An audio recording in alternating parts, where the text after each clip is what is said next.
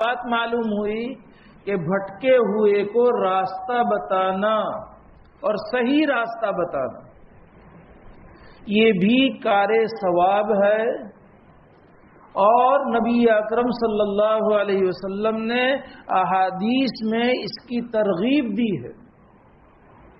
ایک موقع پر نبی اکرم صلی اللہ علیہ وسلم نے ارشاد فرمایا کہ راستوں پر مت بیٹھو، صحابہ کرام کو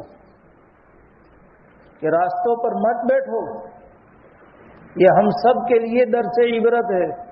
ہم لوگ آج آپ دیکھیے کہ دیر رات تک اللہ کے مقصد کے خلاف ہم رات کو استعمال کر رہے ہیں۔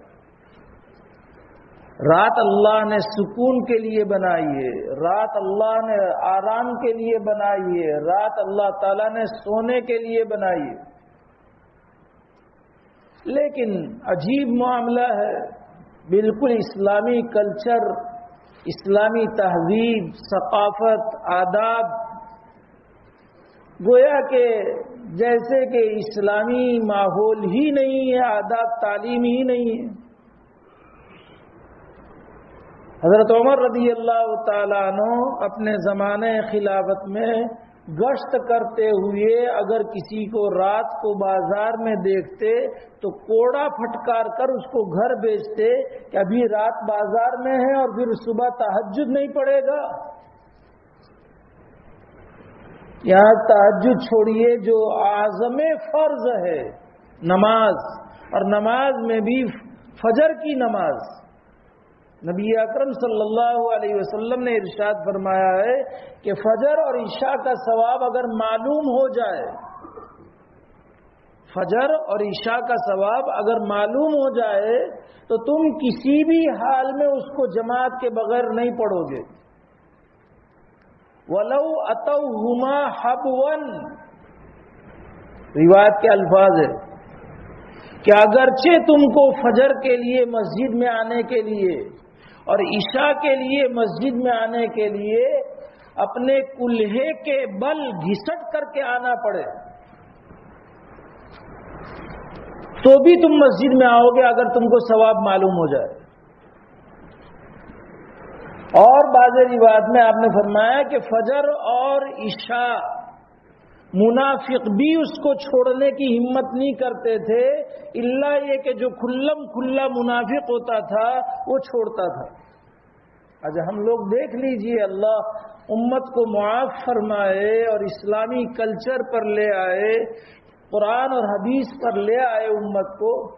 بالکل ہم دیکھتے ہیں کہ فجر میں ہم دیکھتے ہیں مسجدوں، ہر ایک اپنی اپنی مسجدوں کا حال محسوس کرتا ہوگا کہ کتنے ہیں۔ حالانکہ ہماری جو مسلم آبادی ہے، ان مسلم آبادی کو دیکھتے ہوئے جوہا پورا اور سرکھیت میں مسجدیں کم پڑے، جتنی ہے سب نمازی اگر ہو جاوے نا تو یہ مسجدیں کم پڑے اور مسجدیں چھوٹی پڑے۔ لیکن اللہ معاف فرمائے، تو یہ رات سونے کے لیے بنائی ہے، لیکن ہم لوگ اسے غلط استعمال کر رہے ہیں، تو راستوں پر بیٹھتے ہیں۔ آپ صلی اللہ علیہ وسلم نے فرمایا راستوں پر نہ بیٹھو۔ صحابہ کرام رضی اللہ عنہم نے اپنا عذر رکھا، رات میں نہیں، ہاں دن میں۔ صحابہ رات میں نہیں بیٹھتے تھے، دن میں بیٹھنے کے لیے عذر رکھا، کیونکہ صحابہ کرام کے پاس گھر بڑے نہیں تھے، چھوٹے چھوٹے گھر، کہ waiting room, bed room, hall, پھر ڈرائنگ روم، کیا نہیں، سمجھ میں آیا؟ وہاں تو مشکل سے سب کچھ ایک ہی کمرہ ہوتا تھا، وہی بیڈ روم، وہی کچن، وہی ڈرائنگ روم، جو کچھ بھی سمجھنا ہو، اور وہ بھی کتنے چھوٹے ہم جانتے ہیں کہ پیر لمبا کیے جائے، پیر لمبے کیے جائے تو تنگی محسوس ہو۔ اب ظاہر بات ہے کہ پردے کا ماحول ہوتا تھا، صحابہ کرام کو تجارتی معاملات کرنے ہوتے تھے اور تجارتی بات چیت کرنی ہوتی تھی، تو گھر میں تو جگہ نہیں تھی اور بازار بھی ان کے پاس نہیں تھا، دکانیں بھی نہیں تھی، تو گھر کے باہر بیٹھ کر کے تاجرانہ باتیں کرتے تھے۔ اس لیے صحابہ کرام نے اپنا دکھڑا سنایا کہ مالنا بالدنیا رسول اللہ، اے اللہ کے رسول ہمارے لیے باہر بیٹھنا ضروری ہے۔ تو اس موقع پر آپ علیہ السلام نے فرمایا کہ جب ضروری ہے تو راستے میں بیٹھو تو راستے کے حقوق ادا کیا کرو، فآتوا الطریق حقہ، راستوں کے حقوق ادا کیا کرو۔ تو پوچھا صحابہ کرام نے کہ راستوں کے حقوق کیا ہیں؟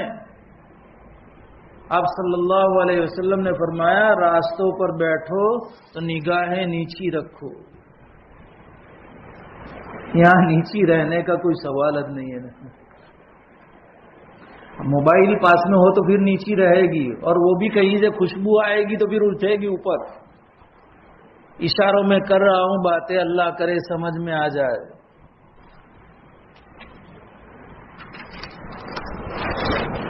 سب سے پہلا غض البصر، نگاہ کو جھکائے رکھو۔ رد السلام، اگر کوئی راستے سے گزرنے والا تمہیں سلام کر رہا ہے، سلام کا جواب دو۔